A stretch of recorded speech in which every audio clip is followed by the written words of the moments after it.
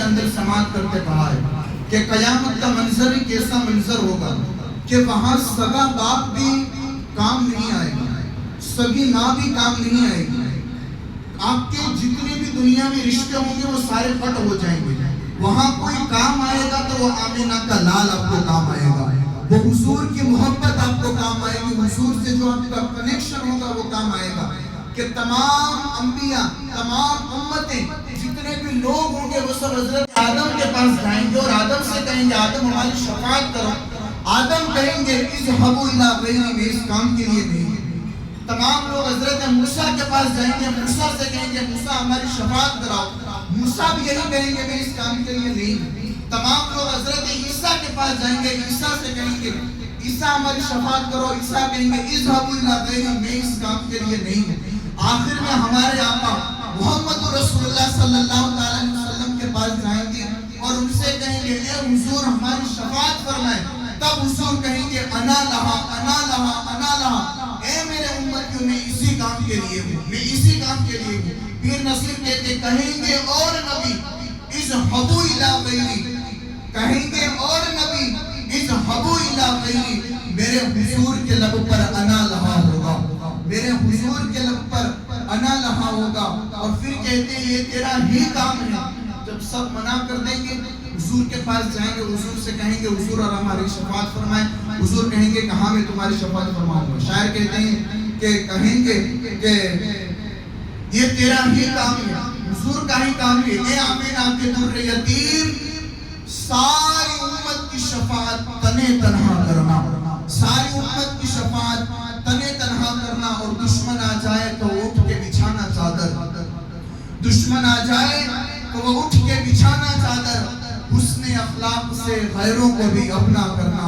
اور پھر آخر میں کہتے ہیں مجھ پہ محشر میں نصیر ان کی نظر پڑ ہی گئی، کہنے والے اسے کہتے ہیں خدا کا کرنا، حق تو میرا بھی ہے رحمت کا تقاضا کرنا۔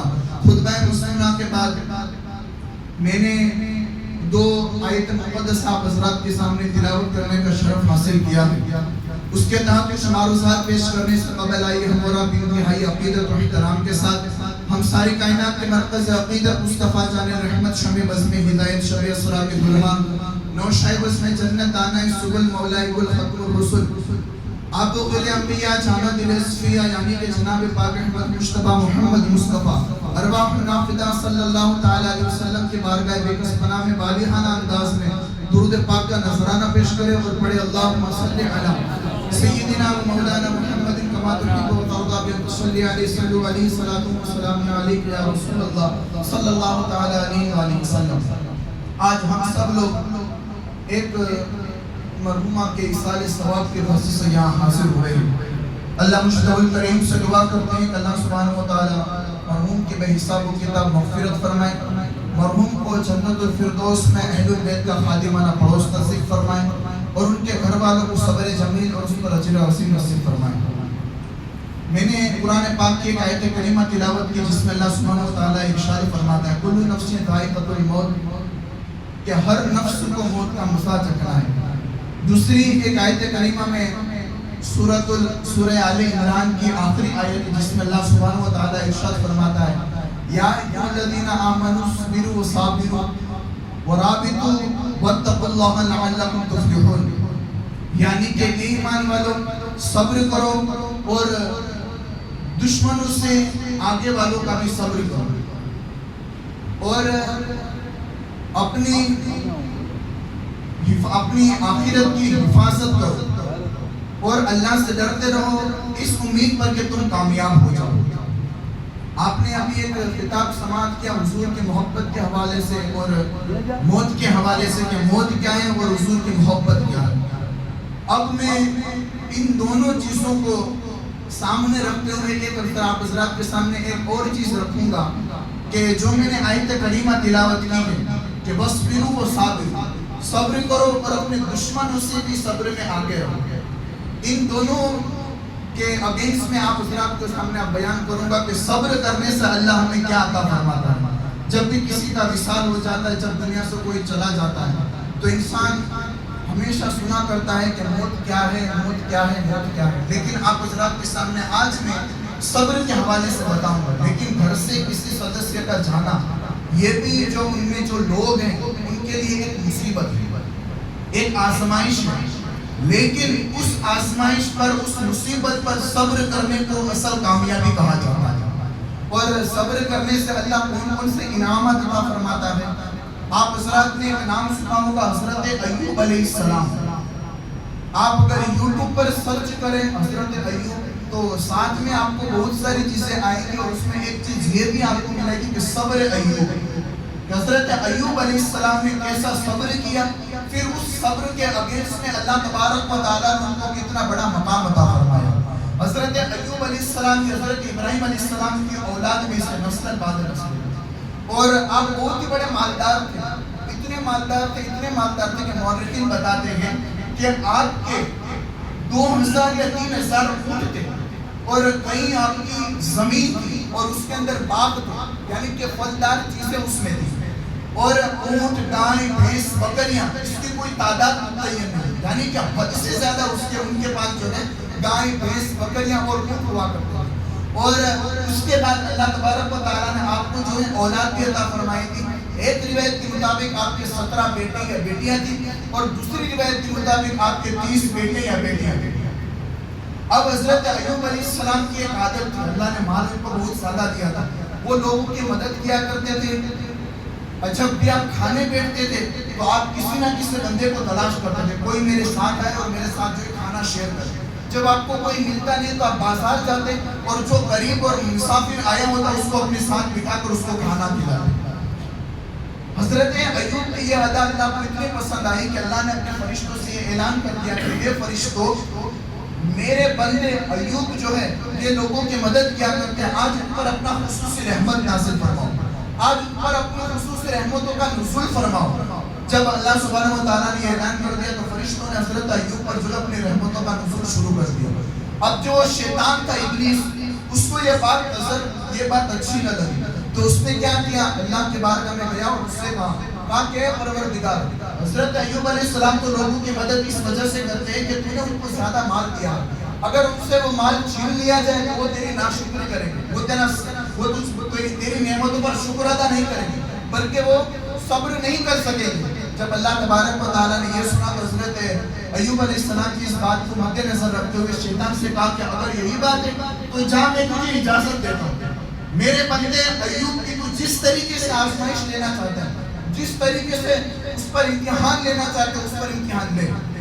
اب شیطان نے ایک کانفرنس رکھی، جو اس کے بڑے جو لوگ تھے ان سب کو بلایا، اور بلانے کے بعد سب میں جو ایک میٹنگ ہوئی کہ کون سا ایسا بندہ ہے جس کے پاس سب سے زیادہ اچھا جادو ہو کہ وہ حضرت ایوب علیہ السلام پر اپنا جادو چلائے، جس کی وجہ سے وہ اللہ کی ناشکری کرے اور وہ صبر پر استقامت نہ رکھ سکے۔ جب شیطان نے یہ کہا کہ ایک بندہ کھڑا ہوا، اس میں سے جو ایک شیطان تھا وہ کھڑا ہو کر کہا کہ میری طاقت یہ ہے کہ میں ایک ہوا پھونکوں، میرے منہ سے ایک ہوا نکالوں تو جس کی آگ اور جس کی تپش کی وجہ سے حضرت ایوب علیہ السلام کے جتنے بھی جانور ہیں، گائے، بیل، بھینس، وہ سارے کے سارے جل کر راکھ ہو جائیں۔ شیطان جب وہ جو مین جو شیطان تھا اس نے جب یہ سنا تو اس نے کہا کہ یہ بات اچھی ہے، تو اس نے ان کو اٹھایا اور شیطان کو اپنے ساتھ لے کر جہاں حضرت ایوب علیہ السلام کی گائے، بھینس، بکریاں، بیل چر رہے تھے وہاں پہنچا، اور اس نے حکم دیا تو اس نے ہوا نکالی اپنے منہ سے کہ آگ، ہوا ایسی نکلی کہ جس کی وجہ سے آگ منہ سے نکلے، اور جتنے بھی وہ جانور تھے وہ سارے کے سارے جل گئے۔ اتنے جانور تھے بتاؤ جس کی تعداد کوئی متعین نہیں، مورخین بتاتے 3000 یا 4000 یا اس سے بھی زیادہ، گائے، بیل، بھینس، اونٹ، بکریاں اور بکرے، اس سے بھی زیادہ حضرت ایوب علیہ السلام کے پاس جانور تھے، وہ سارے کے سارے جل کر راکھ ہو گئے۔ ابلیس انسانی شکل میں حضرت ایوب علیہ السلام کے پاس آیا اور ان سے کہا کہ آپ کا یہ سارا مال جل چکا ہے، تباہ و برباد ہو چکا ہے۔ جب حضرت ایوب نے یہ سنا تو اللہ کی ناشکری نہیں کی اور صبر کو گینا نہیں سمجھا، برا نہیں سمجھا، بلکہ اس کے باوجود بھی حضرت ایوب علیہ السلام نے کیا کہا، اے اللہ تیرا شکر ہے، اے اللہ تیرا شکر ہے، اتنا مال جانے کے باوجود بھی حضرت ایوب یہ کہتے ہیں کہ اللہ تیرا شکر ہے۔ پھر اس کے بعد شیطان نے پھر دوسری کانفرنس رکھی، کہا کہ یہ جادو کام نہیں کیا۔ پھر اس نے ایک دوسرا بندہ کھڑا ہوا ان میں سے اور اس نے کہا کہ میرے پاس یہ طاقت ہے کہ میں اپنے منہ سے ایک ایسی ہوا نکالوں کہ جس سے طوفان آ جائے، اور اس طوفان کی وجہ سے حضرت ایوب کی جو زمینیں اور اس کے اندر جو باغ ہے، جو درخت جس میں بوئے ہوئے، اس کو میں اگر اپنے منہ سے ہوا نکالا تو وہ درخت جو ہے زمین سے نکل جائیں اور ان کا جو ہے پورے جو باغ ہے وہ جو ایک چٹیل میدان ہے۔ تو اس نے اس چھوٹے سے شیطان کو اپنے ساتھ لیا اور لے کر جہاں حضرت ایوب کے جو باغ تھے اس باغات میں پہنچا، اور پہنچ کر اس نے اپنے منہ سے ایسے ہوا نکالی، ایک طوفان آیا۔ طوفان آنے کی وجہ سے حضرت ایوب علیہ السلام کا جو باغ تھے جتنے وہ سارے کے سارے چٹیل میدان ہو گیا، سارے درخت زمین سے نکل گئے۔ اب وہ بندہ وہ شیطان پھر حضرت ایوب کے پاس پہنچا اور پہنچ کر کہا کہ آپ کے جتنے بھی باغ تھے وہ سارے کے سارے جو کہ طوفان کی وجہ سے چٹیل میدان میں۔ حضرت ایوب نے جب یہ سنا تو اس کے باوجود بھی حضرت ایوب علیہ السلام نے اللہ کا شکر ادا کیا۔ اتنی زمینیں تھیں کہ دور دراز تک جہاں کہیں نظریں جائے وہاں تک حضرت ایوب علیہ السلام کی زمینیں، اس کے باوجود حضرت ایوب نے صبر کیا۔ اب اس کے بعد پھر شیطان اللہ کی بارگاہ میں گیا اور پھر کہا کہ اللہ نے شیطان سے کہا کہ دیکھ لیا تو نے میرے بندے ایوب علیہ السلام کے ساتھ تو نے کون کون سے مصیبتیں ڈالی، لیکن اس کے باوجود بھی میرے بندے ایوب نے صبر کیا۔ تو شیطان کہتا ہے کہا کہ نہیں، ابھی بھی میرے پاس بہت چیزیں اور ہیں، حضرت ایوب علیہ السلام کی بیٹے ہیں، میں ان پر بھی اپنا جادو چلاؤں گا۔ پھر شیطان نے کانفرنس رکھی، پھر اس کے بعد حضرت ایوب علیہ السلام کے جو بیٹے تھے ان کے پاس پہنچا۔ ان کے پاس پہنچنے کے بعد ایک شیطان نے جو ہے ایسی اپنے ہاتھوں سے ایسا زمین میں ہاتھ دسایا، حضرت ایوب علیہ السلام کے جتنے بھی بیٹے تھے وہ سارے کے سارے زمین کے اندر دھس گئے، 17 یا 30 بیٹے زمین کے اندر دھس گئے۔ پھر اس کے بعد جب حضرت ایوب علیہ السلام کو پتا چلا، اس کے باوجود بھی حضرت ایوب علیہ السلام نے صبر کیا۔ دیکھو یار، گھر کے اندر سے کوئی ایک جاتا ہے تو اس کا صدمہ کتنا رہتا ہے، ایک صدر سے اندر چلا جاتا ہے۔ اب یہاں تو حضرت ایوب علیہ السلام کے 17 بیٹے جو کم عمر تھے، ابھی جوانی کی تہلیز پر پہنچے تھے، وہ سارے 17 بیٹوں کا ایک ساتھ چلا جانا یہ کوئی آسان کام نہیں۔ 17 نوجوان بیٹوں کا اپنی نظروں سے اوجھل ہو جانا، یہ ایک باپ جانتا ہے کہ ایک بیٹے کا دنیا سے چلے جانے کا اس کا صدمہ کیا ہوتا ہے۔ حضرت ایوب علیہ السلام کے 17 بیٹے ایک ساتھ دنیا سے چلے گئے، لیکن اس کے باوجود حضرت ایوب علیہ السلام نے کیا کہا کہ اللہ تیرا شکر ہے۔ پھر اس کے بعد پھر شیطان نے کہا کہ ابھی بھی حضرت ایوب پر کوئی جادو کام نہیں کر رہا۔ تو شیطان جو ابلیس جو مین تھا اس نے کیا کیا کہ حضرت ایوب علیہ السلام کے پاس پہنچا اور پہنچنے کے بعد اپنے منہ سے ایک ایسی ہوا نکالی کہ اس کی ہوا کی وجہ سے وہ ہوا حضرت ایوب علیہ السلام کی ناک سے ہوتی ہوئی آپ کے جسم کے اندر گئی، اور جسم کے اندر جانے کے بعد آپ بیمار ہو گئے، ایسے بیمار ہو گئے کہ آپ کو ایک چار پائے جس کو اپنی زبان میں کہتے ہیں وہ کھاتلا بولتے ہیں، اس پر لیٹایا گیا۔ حالت اور طبیعت آپ کی ایسی ہو گئی کہ آپ اٹھ نہیں سکتے تھے، آپ کی حالت ایسی ہو چکی تھی کہ آپ اپنے بستر سے اٹھ نہیں سکتے تھے۔ اور بتاؤ یار، اتنے پر بس تھے، اس کے باوجود حضرت ایوب علیہ السلام نے اللہ کا شکر ادا کیا، اللہ کی رضا پر راضی رہے، صبر کیا۔ اور بتاؤ حضرت ایوب کی حالت کیسے ہو چکی تھی کہ وہ خود تو نہیں اٹھ سکتے تھے، لیکن جب ان کو اٹھایا جاتا سہارا دے کر، جب کوئی ان کو اٹھاتا سہارا دے کر، تو جو ان کے پیٹھ جو ہوتی، پیٹھ پر جو وہ گوشت ہوتا، جب ان کو اٹھایا جاتا تو وہ گوشت جو ہوتا وہ زمین پر لٹکتا ہوتا تھا۔ وہ گوشت جو تھا، وہ جو کھاٹ کی جو دوری ہوتی ہے، رسی، اس رسی کے اندر آپ کا گوشت چپک جاتا تھا۔ اتنی حالت ہو گئی کہ آپ کی بیوی خود کہتی ہے کہ میں نے اپنے شوہر کی حالت ایسی دیکھی کہ جس کی وجہ سے آپ کے جسم کے اندر جو ہے ہڈیاں نظر آنے لگا، اور جہاں کہیں سے آپ کو جب کوئی ہاتھ لگاتا تو گوشت انسان کے ہاتھ میں چپک جاتا تھا، ایسی حالت ہو چکی۔ اس کے باوجود حضرت ایوب علیہ السلام نے اللہ کا شکر ادا کرا، لیکن ان کی بیوی تھی بڑی پریشان تھی، بڑی حیران تھی کہ اتنی مصیبت آ گئی، اتنی آزمائش آ گئی، اس کے باوجود بھی میرے شوہر بھی اب اس مصیبت میں مبتلا ہو چکا۔ تو کافی اس نے علاج کرایا، لیکن کوئی علاج کام نہیں کیا۔ اس نے کیا کہ ایک بازار کے اندر گئی، اب شیطان نے پھر ایک مرحلہ دلایا۔ شیطان انسانی شکل میں بازار کے اندر پہنچا، پہنچنے کے بعد اس نے دیکھا کہ حضرت ایوب علیہ السلام کی بیوی جو ہے بازار کے اندر آئی ہوئی ہے۔ تو اس نے کیا کیا کہ بازار کے اندر جب آئی تو اس نے کہا کہ آؤ میرے پاس ہر چیز کا علاج ہے، انسان کتنا بھی بڑا بیمار ہو میرے پاس اس چیز کا علاج ہے۔ جب حضرت ایوب علیہ السلام کی بیوی وہاں پہنچ کر کہا کہ میرے شوہر کی حالت ایسی ہے ویسی ہے، تو وہ شیطان ابلیس انسانی شکل میں آیا تو اس نے کہا کہ ٹھیک ہے، کہا کہ یہ چیزیں لے جاؤ، تمہارے شوہر کو کھلا دینا، اللہ تمہیں شفا یابی عطا فرمائے گا۔ پھر جب حضرت ایوب علیہ السلام کی بیوی جانے لگی تو اس نے کہا کہ اس کا فدیہ کیا دینا، اس کی رقم کیا دینی؟ تو وہ شیطان ابلیس کہتا ہے کہا کہ مجھے اس کی کوئی رقم نہیں چاہیے، لیکن جب تمہارے شوہر شفا یاب ہو جائے تو ان سے کہنا کہ وہ میرے نام کی قربانی کریں اور مجھے میرے نام کا جو کچھ سجدہ کرے۔ قربانی صرف اللہ کے نام کی جاتی ہے اور سجدہ صرف اللہ کو کیا جاتا ہے۔ تو کیا کیا اس نے؟ کہا کہ تمہارے شوہر سے کہنا کہ وہ مجھے سجدہ کرے اور میرے نام کی قربانی کرے۔ اب ان کی بیوی وہاں پہنچی، پہنچنے کے بعد وہ جو اس نے جو علاج دیا تھا وہ علاج جب حضرت ایوب علیہ السلام کے پاس پہنچا اور پہنچنے کے بعد کہا کہ یہ علاج ہے اور فلاں بازار سے ایک طبیب نے مجھے دیا ہے، آپ اس کو پی لیجیے، اللہ آپ کو شفا یاب دیتا ہے۔ کہا کہ میں پی لوں گا۔ بتاؤ تم نے جب یہ علاج دیا تو کچھ فدیہ تو دیا ہو، اس کو کچھ رقم تو دی ہوگی، فری میں تم نے جو یہ علاج کیا ہے؟ اس نے نہیں دیا۔ اور کہا کہ ہاں اس نے کوئی رقم تو مجھ سے نہیں لی، لیکن اس نے تو کنڈیشن رکھی کہ جب تمہارے شوہر صحیح سلامت ہو جائیں، شفا یاب ہو جائے تو ان سے کہنا کہ وہ میرے نام کی قربانی کریں اور وہ مجھے سجدہ کریں۔ جب حضرت ایوب نے یہ سنا تو وہ جلال میں آ گئے، اور جلال میں آنے کہا کہ تم کیسی باتیں کر رہی ہے؟ کہا کہ ہم قربانی کرتے ہیں تو وہ صرف اللہ کے نام کی کرتے ہیں، اور جب ہم سجدہ کرتے ہیں تو وہ اللہ کے بارگاہ میں سجدہ اپنا سر جھکاتے ہیں۔ کہا کہ تم کو جو یہ چیز جس نے بھی بتائی ہے کوئی انسان نہیں ہو سکتا بلکہ یہ شیطان ہی ہو سکتا ہے۔ حضرت ایوب علیہ السلام نے کہا کہ میری نظروں سے اوجھل ہو جاؤ۔ آپ کی بیوی وہاں سے چلی گئی، حضرت ایوب علیہ السلام روئے۔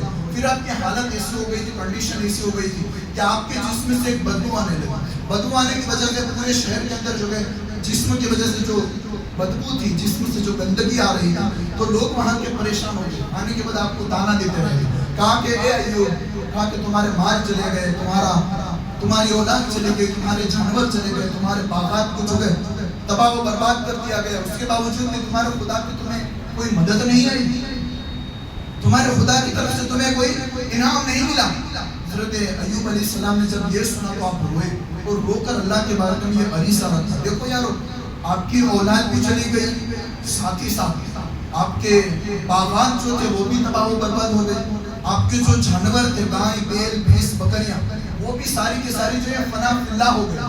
پھر اس کے باوجود آپ کی حالت بھی کیسی ہو گئی؟ میں نے آپ کو بتایا کہ جب آپ کو اٹھایا جاتا تو آپ کے جسم کا جو گوشت ہوتا وہ چار پائے پر چپک جاتا، اس کے باوجود بھی حضرت ایوب علیہ السلام صبر کرتے۔ لیکن جب آپ روئے تو اللہ کی بارگاہ میں کہا کہ پروردگار کی بارگاہ سے جب جواب آیا، کہا کہ اے ایوب، کہا کہ میں نے تم پر مصیبتیں ڈالی، کیا تم میری ناشکری کر رہے ہو؟ کیا تم صبر نہیں کر رہے؟ حضرت ایوب علیہ السلام کے ساتھ کہا کہ پروردگار، میں تیری ہر رضا پر راضی ہوں، تو نے جو مجھ پر مصیبتیں ڈالی میں اس پر صبر کرتا ہوں، لیکن یہ لوگ جو ہے یہ مجھے تانا دیتے ہیں، یہ میرے جو امتی یہ مجھے تانا دیتے ہیں۔ کہا کہ تمہارے خدا نے تمہاری کوئی مدد نہیں کی، کہا کہ تمہارے باغات چلے گئے، تم تو خدا کے خاص بندے ہو، تم تو خدا کے نبی ہو، اور اس کے باوجود میں تم پر کوئی جو ہے اللہ کی طرف سے کوئی مدد نہیں آئی، بس اس وجہ سے میں رو رہا ہوں۔ جب حضرت ایوب علیہ السلام نے اللہ کی بارگاہ میں یہ عریضہ رکھا تو اللہ تبارک و تعالیٰ نے حضرت ایوب علیہ السلام کے اتنے صبر کی بنا پر اللہ نے ان کو اتنا بڑا مقام عطا فرمایا کہ حضرت ایوب علیہ السلام کو حکم دیا، کہا کہ اے ایوب، جس چار پائے پر تم لیٹے ہوئے ہو وہاں پر ایک ٹھوکر لگا۔ جب حضرت ایوب نے وہاں ایک ٹھوکر لگائی تو وہاں سے پانی کا چشمہ نکلا۔ پانی کے چشمے نکلنے کے بعد حضرت ایوب علیہ السلام سے کہا کہ اے ایوب، اب اس پانی کے چشمے سے نہا لو۔ جب حضرت ایوب علیہ السلام اس پانی کے چشمے سے نہائے تو اللہ تبارک و تعالیٰ نے حضرت ایوب علیہ السلام کے جسم کو صحیح سلامت فرما دیا۔ پھر اس کے بعد جتنے ان کے جانور چلے گئے تھے وہ جانور بھی اللہ نے واپس عطا فرمایا، جو ان کے باغات چلے گئے تھے وہ بھی اللہ نے ان کو واپس عطا فرمایا۔ پھر اس کے بعد ان کی جو اولادیں جو دنیا سے چلی گئی تھی اللہ نے ان کو وہ بھی واپس عطا فرمائی۔ پھر اس کے بعد جو ان کی بیوی ان سے روٹ کر چلی گئی تھی وہ بھی واپس لوٹ کر آ گئی۔ یارو یہ ساری چیزیں کس وجہ سے اللہ نے نصیب فرمائی؟ صبر کی بنا پر۔ اگر حضرت ایوب کے اوپر اتنی مصیبت پہلے جو مصیبت آئی کہ آپ کے جو ہے جانور جل کر تباہ و برباد ہو گئے تو اس پر حضرت ایوب اگر ناشکری کرتے تو انعامات نہیں ملتے، لیکن صبر کی بنا پر حضرت ایوب کو یہ پورا کانفیڈنس تھا کہ یہ میری چیزیں جا رہی ہیں واپس اللہ مجھے عطا فرمائے گا۔ اب اس چیزوں کو اپنی نظر میں رکھے، صبر ایوب اپنی نظر میں رکھے اور واقعہ کربلا اپنی نظر میں رکھے کہ واقعہ کربلا کیسا ہوا یارو کہ آقا حسین علیہ السلام کے سامنے اپنا بیٹا بھی شہید ہوا ہے، اپنے بھائی حضرت عباس کو بھی شہید ہوتے ہوئے دیکھا، لیکن وہاں کوئی یقین نہیں ہے کہ لوٹ کر واپس میرا بیٹا آنے والا ہے، لوٹ کر میرے ساتھی واپس آنے والے ہیں. لیکن حضرت امام حسین علیہ السلام نے اللہ کی ہر ایک رضا پر راضی رہے، اللہ کی ہر ایک رضا پر صبر کیا. اللہ نے ان کو اتنا بڑا مقام عطا فرمایا کہ آج اگر کوئی بچہ بھی ہوگا تو اس کی زبان پر بھی ایک ہی چیز ہوگی اور وہ یہی کہے گا کہ قتل حسین اصل میں مر کے یزید ہے، اسلام زندہ ہوتا ہے ہر ایک کربلا کے بعد. یعنی کہ حضرت امام حسین علیہ السلام کو اتنا بڑا مقام عطا فرمایا اللہ نے صبر کی بنا پر. آج دیکھو ان کا نام کیسا زندہ ہے. بچہ یہ جانتا ہے کہ یزید مر گیا، حسین زندہ. اس لیے یارو اپنی زندگی میں صبر کو اپناؤ. جتنا زیادہ آپ کی زندگی کی صبر ہوگا، صبر ایک ایسی چیز ہے انسان کتنی بڑی مشکل میں آ جائے لیکن اگر صبر کو اپنی عادت بنا لے گا تو اللہ تبارک و تعالیٰ اس کو ہر ایک کامیابی عطا فرمائے گا، چاہے وہ کسی بھی مصیبت میں آ جائے. صبر کے حوالے سے بتایا جاتا ہے کہ اللہ کے رسول صلی اللہ تعالیٰ علیہ وسلم نے خود ارشاد فرمایا کہ اگر کوئی بندہ صبر کرے پھر جب وہ دنیا سے چلے جائیں گے تو قیامت قائم ہوگی.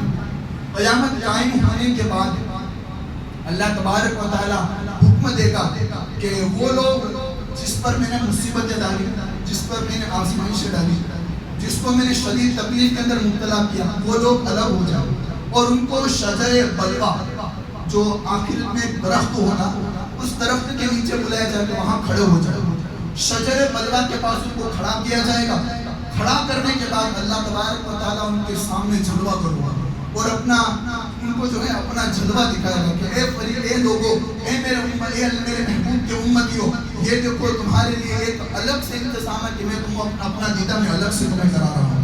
یعنی کہ جو صبر کرتے ہیں ان کو شجر بلوا کے پاس بلایا جائے گا اور ان کو اللہ تبارک و تعالیٰ اپنی شان کے مطابق ان کو اپنا جو ہے دیدار عطا فرمائے گا. یہ صبر کرنے والوں کے لیے. پھر اس کے بعد ان کے ہاتھوں میں ایک جھنڈا دیا جائے گا. جس پر ایک مصیبت آئی تھی اسے صبر کیا، اس کو ایک جھنڈا. جس پر دو مصیبت آئی تھی اس کو صبر کیا، اس نے صبر کیا، اس کو دو جھنڈے. یعنی کہ جس پر جتنی مصیبتیں آئیں اس کو اتنے جھنڈے دیے جائیں گے. جب وہ جھنڈے دینے کے بعد پھر اللہ کہے گا کہ ان لوگوں کو جنت کے اندر بھیج دو. جب وہ لوگ جنت کے اندر جائیں گے تو دوسرے جو لوگ سامنے ہوں گے وہ تمنا کریں کہاں کہ یہ کون سے نبی یا کون سے شہداء ہیں کہ جس کا مقام اور جس کا مرتبہ اللہ نے اتنا بلند کیا ہے. تو فرشتے کہیں گے کہاں کہ یہ کوئی نبی نہیں یا کوئی یہ شہداء نہیں بلکہ یہ وہ لوگ ہیں کہ جن پر اللہ نے مصیبتیں ڈالی اور مصیبتیں ڈالنے کے بعد ان پر صبر کیا تو اللہ تبارک و تعالیٰ نے ان کو اتنا بڑا مقام عطا فرمایا. یہ صبر کی بنا پر اللہ تبارک و تعالیٰ نے مقام عطا فرمایا. یارو اگر ہم پر بھی صبر مشکلیں ہیں، آزمائشیں ہیں، ہر ایک مشکل پر ہر ایک آزمائش پر اللہ پر صبر ادا کرنا، اللہ کا شکر ادا کرنا. اگر صبر کے اندر انسان آ جائے، دیکھ قرآن پاک میں ایک جگہ سینکڑوں جگہ اللہ تبارک و تعالیٰ نے صبر کے حوالے سے کہا ان اللہ مع الصابرین، بے شک صبر کرنے والوں کے ساتھ اللہ ہے. ویسے کئی جگہ پر ایک صبر کرنے والوں کو خوشخبری سنا دو. صبر کرنے والوں کے لیے اللہ نے بہترین انعامات رکھے. صبر کرنے والوں کو اللہ شجر بلوا کے پاس بلائے گا. صبر کرنے والوں کو اللہ جنت میں اعلیٰ سے اعلیٰ مقام عطا فرمائے گا. اس لیے اب اپنی زندگی میں کوئی بھی مصیبت آ جائے، آزمائش آ جائے، ہر ایک مصیبت ہر ایک آزمائش کا سامنا صبر کر کے کرو. اللہ تبارک و تعالیٰ آپ کو دنیا میں بھی کامیابی عطا فرمائے گا، آخرت میں بھی کامیابی عطا فرمائے گا. رب کائنات کے بارگاہ میں دعا ہے کہنے سننے سے زیادہ عمل کی توفیق عطا فرمائے. دوران گفتگو اگر کوئی غلطی ہو اپنے پیارے حبیب علیہ الصلوۃ والتسلیم کے صدقہ توسل سے معاف فرمائے. استغفر اللہ ربی من کل ذنب و اتوب الیہ. السلام علیکم. ایک اعلان سماعت فرمائے.